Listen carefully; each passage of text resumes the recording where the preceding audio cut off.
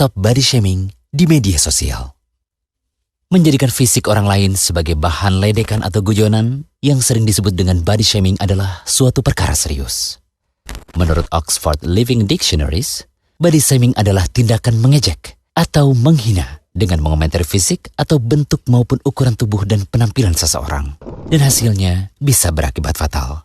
Mulai dari membuat seseorang menjadi insecure dan tidak percaya diri, membuat korban melakukan hal ekstrim untuk memperbaiki kondisi fisiknya seperti self-harm, menyiksa diri, bahkan bunuh diri. Perlakuan body shaming sering dijumpai lewat media sosial. Bahkan lewat cara bersembunyi di balik akun dengan identitas palsu, seseorang bisa bebas menghina orang lain yang menurutnya memiliki fisik yang jauh dari standar kecantikan atau ketampanan menurut dirinya.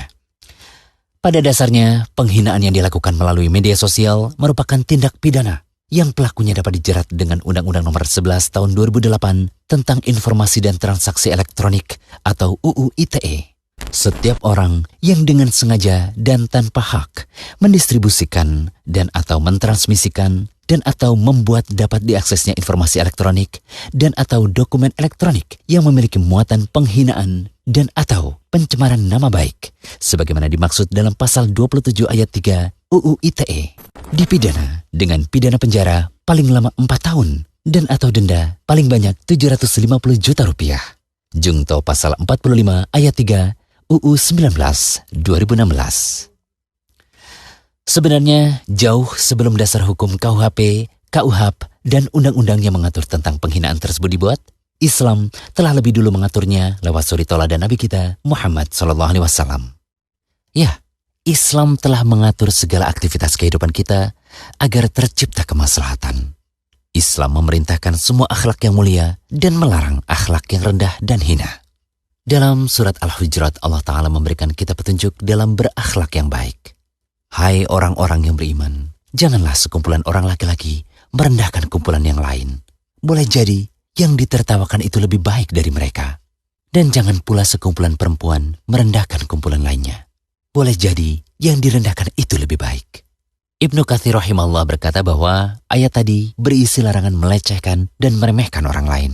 Sifat melecehkan dan meremehkan termasuk dalam kategori sombong.